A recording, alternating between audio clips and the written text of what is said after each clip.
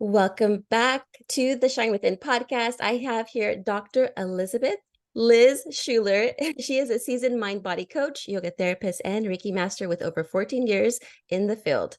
Her personal journey, marked by trauma in Wyoming's landscapes, led her to the healing powers of yoga and Reiki. Today, she's passionate. She's a passionate advocate for transformative healing, having lived and worked in places like Jordan, China, and Belgium. As an international school counselor and later as a coach, Liz encountered diverse challenges faced by expats and harness global healing modalities. Her approach is holistic, blending yoga, Ayurveda, Reiki, and psychology, ensuring a nurturing environment for clients to embark on their healing journey. Thank you so much, Liz, for joining me today.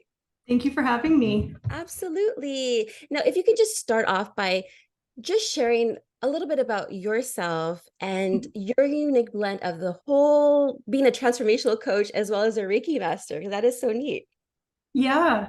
When I was young, I wanted to be a veterinarian, and that didn't turn out very well for me. So I was trying to find what ways I could help animals, help people, and I ended up going through psychology and counseling. And so I got my master's in counseling. And from there, I started picking up all of these other modalities. I knew yoga from when I was a teenager. I had an injury and I used it to help myself heal. But then bringing in all of these other aspects that I didn't know about from just learning about psychology and all of these other things. And I was able to, after I graduated and was licensed, start working towards becoming a Reiki master and a yoga teacher. And it was just amazing how well everything sort of worked together. I then moved overseas and stopped doing therapy, and moved into coaching and international school counseling and all sorts of other crazy things. So, That is so awesome. I know you do many, many things, right? So you have over about 14 years of experience in the mhm. holistic healing. What Yeah. inspired you to delve into this path, and how have science fiction, fantasy, and games influenced your approach as well? Because I love science fiction and I love fantasy and I love games. So that is my area as well as entertainment. Yeah. I started as a youth worker in residential treatment after I did my bachelor's in psychology. And there were a lot of different modalities that were being tried out in sort of that area. And then moving into my counseling program, there were a lot of what people call it woo woo, right? So Yeah. there were a lot of woo woo things that happen in counseling that don't necessarily happen in psychology, even though they're very similar fields. And I have always been a huge fan of, TTRPG games, magic, fantasy, and Reiki and yoga just kind of have this mysterious, mystical feel, but they work. you know, it's woo woo, it's fantasy brought to life in a way that helps people and helps people feel better. And that for me, that was just like the whole package. Yeah. What is TTRPGs? So tabletop role play games, so like Dungeons and Dragons, Oh, things like that. got Yes. it. Okay. I was trying to I'm like, what is that? I don't even know what that is. I was like, okay, she will explain to me. Right. Yes. Because we use our imagination so Mm-hmm. much in playing those games. And I've never experienced it, but I did watch like Stranger Things on Yeah. Netflix. And then I see like they're just like so into it. I'm like, hey, that looks actually fun. Like I want to do that too, because you're just using your imagination. You can create whatever you want to create because we have this beautiful mind. Mhm. Sometimes it could go against us, but we don't listen to Right. that part of the mind. But just using our imaginations is just so fascinating because you can step out of this world and go to another world, and you can do anything you want with your imagination because we forgot that. We lost that as children. We had it, and then it was gone. So Yeah. I love that. So do you play Dungeons and Dragons at all? I don't play Dungeons and Dragons, but I play other sort of TTRPG systems. And I really love it because it brings you into that fantasy world, but you're always a part of that, right? So you're playing a character, but all of those things that you have going on inside of yourself kind of come out in that character. And so it's a really great way to do kind of what I call stealthy shadow work. Oh, I love that. Yeah, so you can really get into what someone's going through in a way that's, away from them, that's distance from them, so it's not as scary. True, right? Yeah. I mean, Yeah, I never thought about it. This is the first time I'm actually hearing this, like as some form of like therapy as to with these games, and it makes total sense. I'm like, right. wow, okay, we need to spread that message everywhere. So it reminds me of also because I was in rehab. I used to be a professional drinker and no longer anymore, thank goodness. And I remember going to rehab and we would have these different activities and we had to like Hmm. relearn how to have fun again because our fun was the bottle of alcohol, but that only lasts so long until we almost die. And then, so when we were at the rehab, I remember a bunch of us were just playing, I think it was Pictionary or something. It was so much fun. And then the counselors there were just like, you see, you have it within you. You guys can still have fun without the booze. Yeah. And so we were just like having so much fun and just that whole social connection. We all had something Mhm. in common and we all want to get to a better goal, a better path, a different journey. And so that was so much fun playing those games. So that's what reminded me of that. Anyway, so Yeah. I also, well, with alcohol comes also a lot of pain, and a lot of people have chronic illnesses, and it's Hmm. a topic to many actually. How do holistic practices like yoga, Ayurveda, Reiki play a role in managing or even perhaps alleviating some of those conditions? Yeah. So I actually suffer from a few chronic illnesses myself. I had a lot of childhood trauma. I also had a lot of injuries growing up. I kind of lived out in the country and, did some crazy things as a kid.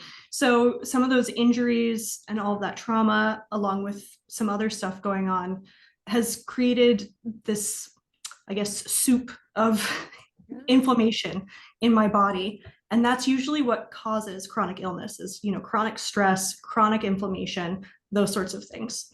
So with holistic healing, especially with yoga and Reiki, we can relieve that chronic stress, we can relieve that inflammation. And for a lot of illnesses, you can almost cure them. I know that that's a it's a tough sell, but definitely for things like chronic pain, the inflammation can be almost eliminated in a lot of cases. And with yoga, there's also the lifestyle changes. So a lot of diet changes with the Ayurveda, the herbs, and things like that that can really help relieve all of that inflammation in the body. And it really, really helps. Yes, and I know you just mentioned that, but like as far as Ayurveda, what is its relevance into like today's fast-paced world? Yeah, so I'm a yoga therapist, and yoga in the traditional sense is a science, and Ayurveda is part of that science. So, Ayurveda is the science of diet and herbs and our bodily constitution and balancing our body. And yoga is the science of the mind and calming the mind and bringing that together with the body. So, Ayurveda takes the body and the things that we consume and balances that. And yoga takes the mind and uses the body to help balance the mind. So when we are thinking about trying to alleviate some of that chronic stress that comes from being crazy and on the hamster wheel and go, go, go, right? Yeah. Even just having a couple of different teas or Ayurvedic herbs that you can take to really lower that stress level, even if you don't, change anything else in your life.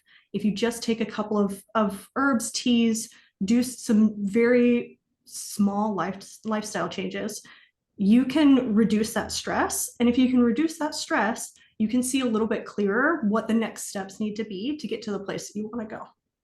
Totally. And where do you find those teas? Thankfully, now you can find them almost anywhere. I mean, I think in almost any grocery store, you can find like yogi teas or Oh something like that, and they're yeah. Ayurvedic blends. Yeah.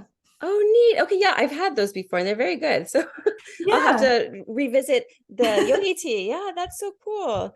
Now, speaking of teas and herbs, let's dive deeper into like the whole, the psychedelic integration. Yeah. How does it align with holistic healing, and what should we be mindful for, or mindful of, I should say? Yeah. So I did my doctoral thesis on psychedelic assisted therapy, and it really is one of the linchpins of holistic healing. It has been a medicine like all of those other herbs that I talked about in Ayurveda, for thousands and thousands of years for indigenous peoples. We, in sort of the 70s and the 80s in the US, started looking into the therapeutic value of these drugs. And then, war on drugs, criminalization, all of that stopped. Mhm. Now we're coming back into that research and coming back into the knowledge that we can, very much like I said with the TTRPGs, with the Dungeons and Dragons, we can open up our minds in a way that is not as scary, that is easier to get to that place because you've taken a drug and it opens your mind and it kind of forces you to get there. You can do years of therapy in, one dosing session. Wow. A friend of mine actually, she's taking psychedelics, mushrooms, I believe, and it Mhm. actually helped her with addiction and it helped her with childhood trauma. I was like, wow, because it opens something up, your pineal Mhm. gland, the DMT or something happens, and then you have like this spiritual awakening in a sense. I've never tried psychedelics. I mean, I've tried many drugs in the past, but they were not, my intention was different from the healing part. I was just there to Right. party, but it goes with the intention. So if you're there with the intention of like, yes, I want to heal, I want to Mhm. dive deep inside and see all the ugly and what needs to be fixed and changed. And yeah, I heard Mhm. it does work. So that is neat. Is there any like I heard of ayahuasca? Is there any Mhm. other psychedelics that are out there? So there are quite a few. The ones that are being really heavily researched right now are MDMA or ecstasy, Mm. psilocybin, which is mushrooms, right? LSD, ayahuasca, which is the DMT that you talked about, right? And cannabis. So those are kind of the big five right now that are being researched. Oh wow. Yes, because I remember back in the day, my rave days when I was, Yep. oh my goodness, when I was just an 18-year-old girl. And I was partying with MDMA, but Mm-hmm. it was used, I heard it was used for like for therapy sessions, apparently for like couples. And Yeah. I can see why. But like I said, my intention was different. It was more like, let's Mm-hmm. just party, stay up all night and just get smashed. But I can see it as a therapeutic sense though, because you're not going to be, it's not addictive at all. Like my thing Right. was alcohol, like alcohol, yeah, I don't even want to talk about that. Yep. No, no, I talk about it all the time. But the MDMA, I can totally see it as like what couples would use to help their Mm-hmm. relation, because some things that they're scared of communicating, and it does bring out stuff even if you don't want to hear it. You just like I'm like, oh no, did I just say that? Oh well. So yeah, I can Yeah. see that. Yeah, totally. Oh And wow. it really increases empathy and that social connection, MDMA, which is part of the reason they're using it to treat PTSD, especially for, sexual assault survivors, veterans right now. It's in clinical trials. Oh wow. Yeah. That's very neat. Okay. I was like, oh wow. But you have a lot of hobbies. You do like sewing, I do. knitting, spinning, and weaving. All these different things, and they can definitely be therapeutic. And how Yeah. how has this influenced your personal growth journey? I have always had sort of this artistic, bent. And I think that's coming from that childhood of, needing to be somewhere else. And that's where that fantasy, reading and the sci-fi and all of that comes in too. So finding an outlet of, you know, something that you can do with your hands that isn't just imagination, but that uses the imagination. So I have to use my mind to come up with a design or a pattern or something to that effect that I then use my hands to create. And when you finish that, when what has been in your mind comes to fruition, it's this sense of accomplishment that you can't get with really much else. So that creative process, it doesn't have to be sewing, right? It doesn't have to be weaving. Whatever it is that you can create with your hands, and feeling that sense of accomplishment. Wow, I did this. This came from me. It's really, really therapeutic. It's really healing. And it also, just moving your hands and working with your hands makes it so that you can't have that stress or that anxiety going on all of the time. You have to be focusing on what you're doing. So if you're having that issue where you're stressed and you're overwhelmed, just focusing on the thing that you're doing with your hands can really help alleviate some of that stress and that pressure. Yes. Yes. I need to learn how to sew. Do you know I used to know how to sew buttons when I was like 8 years old, Mm-hmm. 7 years old? Do I know now? No. I guess I don't really wear things with buttons anymore. I used Yeah, as a little girl, but yeah, I can totally see how that is therapeutic. mhm. For me, I loved like coloring in the Yes, like those fractal coloring books. My mom had got me some with some coloring pencils. That is therapeutic because you are creating something. And I notice when you are creating, you feel like a sense of accomplishment, like, wow, I did that. That's awesome. I didn't know I can yes, do things like that. And YouTube helps if you want to find a habit and you don't know how to that's do right. a certain something. YouTube is available. It has Yeah. you have access to that. And there's so many different things out there. I used to actually, my mom, I think it's over there. When I was 8, I don't know, I guess I did a lot of stuff when I was 8 years old. I'm thinking about it probably because I was going through some trauma and Mm-hmm. maybe subconsciously, who knows? This is just coming to my head right now. I was doing things with my hands to help myself not think about what I was going through with the Yeah. trauma that I was going through. Yeah. So I had created this panda. It was like this little sewing thing. Is like you just put yarn in there, you do a pattern, and it's unfinished. So my mom, like, she was going through and have a garage sale, and she found it, and then she said, "Oh, here you go. Now you can finish it." Have I finished it? No. I'm like, this is still. I mean, how many years is that? I'm like 42 years old, and I was 8 back then. She still has it, so maybe I'll finish it, and I'm going to go ahead and Yeah. take a picture of it. And I said, look what I finally finished. So thank you for reminding me of the importance Yeah. of sewing and all that good stuff. Of course. Yeah. And it again, it doesn't have to be fiber arts or anything like that. It can be whatever creative outlet you need. That can be, writing, coloring, anything. Yeah, and thinking about it, I mean, I must have loved it back then, so I'm sure I Right. still love it now. I mean, I just never really did it anymore after that. So yeah, Right. I'll find that. I think it's over there in that corner, but I'll have to see amongst other boxes there. So as far as okay, so I love video games. Um, Mm-hmm. we played Taboo as a family when I was young, and we played cards, Uno, and all that stuff. But I was a big gamer. I used to, when I was getting good grades in elementary school, my mom said she gave me a game console. Like I wanted a Sega Genesis in the 90s. And I said, okay, I want a Sega Genesis and I want to get, it was Sonic the Hedgehog. I wanted to get all those Yep. games. That was like my area of like getting into a different world there. But I wanted to know, Mm-hmm. what are your favorite board games or video games? And did it teach you any like life lessons or anything like that?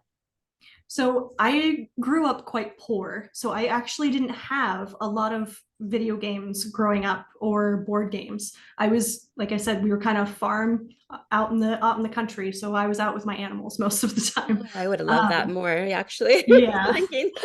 But once I became an adult, board games became much more important to me because I'm not in the country anymore. I don't have that, nature outlet as much. So I do play quite a few computer games, board games. I have a huge box right next to me of all of our board games Yeah. that we have. Catan is always a classic. Carcassonne, Ticket to Ride, fun games that you can play with multiple people, like doing that. And then I think for video games right now, I'm really into Valheim, which is like a survival Viking computer game. That sounds cool. Yeah. Vikings are cool. I used to watch How to Train Your Dragon with Yeah. my son when he was little. He's older now, and I was just fascinated. Like, oh, I wish I lived in those times. Dragons, how fun! I using my imagination, of course. Yep. Yeah. So, now in this on my podcast, I always talk about actionable steps because I feel like everyone needs to take action. Otherwise, it's not. You can just hear it. It can go in one Yep. ear, out the other. But if you don't take action, what's going to happen? Right. So Yeah. for our listeners, they're always looking for practical tips as well. Can you just share a few actionable steps that individuals can take actually towards holistic healing and achieving personal goals? Yeah. I think the biggest thing is taking control of your lifestyle. So you can make very, very small changes that have really big outcomes. taking some time in the morning to be grateful for what's been going on, taking some time to be mindful. And that does not need to be meditation. I'm mindful when I'm doing the dishes. I am mindful when I'm out walking around getting ready to do my grocery shopping. So you can be mindful doing a whole bunch of different things. It doesn't have to be sitting chanting Om, right? Yeah, yeah, yeah. Which I think a lot of people have that idea that you have to be, doing sort of Buddhist monk meditation to be mindful. And that's not true. But also taking some time to be silent. And I think that's probably one of my biggest tips because we don't hear it very often. But if you take some time, even 15 to 30 minutes a day, and just be silent, you can do something. You can be doing the dishes, you can be working on your computer, but try and not communicate with anyone. Try and sit with yourself, and you'll notice that there's stuff that comes up that you're not prepared for. It really helps you get in touch with that self-awareness and that inner voice that we drown out with all of this video games and social media and all of these things. And so you might start to hear some things that you don't like or that are scary. And taking some time to talk with somebody about that is really important, but also really listening to that voice because it's telling you something that needs to change. And if we're not silent, then we don't hear those things. We don't listen to ourselves and we can't be with ourselves in the same way. That's so true. I've learned to finally like pause because I was like always go, go, go, go, go, go, Mhm. go, never breaks, and it just caused like anxiety and just Yeah. anger, to be honest with you. Yeah. Because I'm Yeah. like, I'm not happy. What's going on? Well, it's because I didn't pause. I didn't stay still. I didn't just go within and talk to myself and say, hey, what's Yeah. really going on, Gina? What's really going on? Why are you acting this way? Why are you avoiding this? Why are you Mhm. but we really need to. And I think once people start really taking time for themselves, slowing down, then things will come up, like you said. But that's the first step. Like we need those things Yeah. to come up because how else are we going to get through them? They have to come. Right. Yeah. So talking to a friend helps. And just, well, for me, prayer and meditation help. Yeah. And just, even just having a coach helps. Now, I Yeah. want to ask you, what do you do with your clients? Like, what process do you take them through? So we spend a lot of time building our relationship because I believe that it's the relationship that heals, right? We are fundamentally social beings. Our brains need social connection to be healthy. Yeah. So we build the connection, we build the relationship so that you can feel safe, so that you can feel heard, so that you can feel just really comfortable being whoever it is that you need to be in that moment, right? Mhm. Then we move into what's going on. Yeah. What are you feeling? What's happening? We might talk about, I need you to practice some silence this week so that next week when we talk, whatever it is that's coming up for you, we can start talking about. And a lot of times people don't know that they're already in, it's like a fish doesn't know that it's in water, Mm. right? So Yeah. there's already all of this stuff going on that's not helpful for them, but they can't see it because they've just been in it for so long. So we really break down all of those things that they've been doing that haven't been helpful for them, that aren't serving them anymore. And then we can start moving into the solutions. So the bulk of the time really is spent on building the relationship, building that safety net, and figuring out what it is that's going on. Because most people, again, they just have no idea. They haven't been told that it's important to know that. They haven't been listening to that anger, right? Anger is a huge cue that something's wrong. And we try and push that away because we're like, oh, we shouldn't be angry, especially women, right? We can't be Mhm. angry. That's not acceptable. But if you're feeling anger, it's because something needs to change. Something Mhm. isn't going right. So we focus a lot on that. And then we move into whatever it is that might work best for them, whether that's, yoga, whether that's being more mindful and practicing those sorts of things, whether that's moving into something like Reiki, whether that's, doing some Tai Chi or some other, whatever it is, these mind body connections, because we need to when we have these fear responses and these stress responses, it's not just in our brain, it's also in our body and it's in Mhm. our cells. If we can move our body in a way that connects it to the brain and connects it to that calm, safe place, we can let that go. Yes. Oh, it reminds me, I need to go ahead and do a yoga practice today. Yes. Yes. I always take time for myself. I've learned I have to take time for Yeah. myself. I have a morning routine and I love to go ahead and listen to podcasts that like uplift my spirit.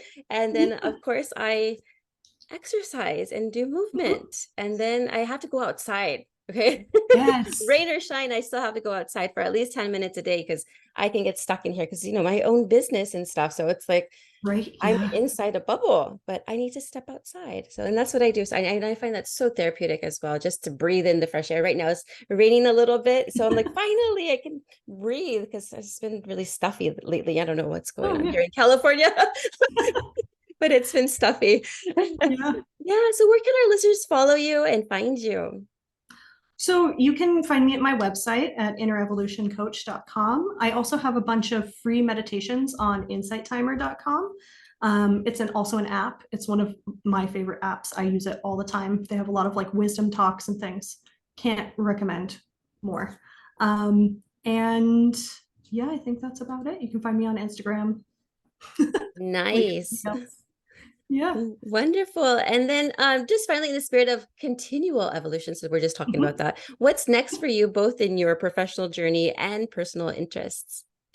Yeah, so I've just started my business here in Belgium. I'm working towards getting clients, but my big, big dream is to start a worker cooperative center for holistic healing. Yeah, and so I've just been sort of, as I build this business, I'm working on research for that and starting to move that forward. So hopefully within the next few years, that's something that I can start working towards. That is amazing. Oh, I'm so happy for you. It's going to Thank you. happen. It's just a I, matter of time. right? It's going to happen. Yeah. And any last thoughts or anything else that I perhaps didn't ask that you wanted to talk about? No, but I did want to mention nature. Nature is a huge, huge thing.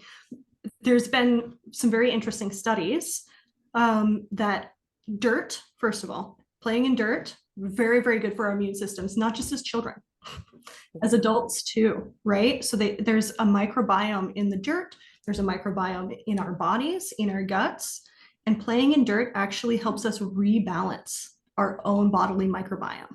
So it can help relieve stress and inflammation, and definitely can help, especially with like digestive system stuff. So going outside and just, allowing yourself to get a little bit dirty sounds weird, but it's really, really important. And the other thing is that, forest bathing and that frequency of the earth, grounding into the earth, feeling the earth with your hands, with your feet, that has really interesting effects on your electromagnetic field, your energy field. And so we can tune into that if we just touch the earth a little bit, touch a tree, hug a tree. Yeah. Heck, I remember one time I was at Lake Elizabeth. This is beautiful lake, and you can walk around it, and there's trees, ducks, everything. Yeah. So it's beautiful. So what I do is I do my exercises, and I'll hold the tree as like to hold it Yeah. to stabilize me, and then I'll go ahead and start doing like my leg exercises and doing all these different movements. And it feels Mhm. good to be outside to exercise. I prefer to exercise outside than inside. Like I said, it gets stuffy here, so I like to be with more trees, and luckily behind me is there's some nice mountains, and so we tend to go hiking quite often. And then we just enjoy nature. It is Yeah. very calming, and just to lay in the grass and just look up in the sky, that is very calming and therapeutic, and so it is so peaceful. Oh, I love Yeah. it. So thank you for bringing that up. You're so right. Yes. Well, awesome. Well, thank you so much for joining me today, Liz and Dr. Liz. Thank you. We will be in connection still. And yes, Of course. thank you so much.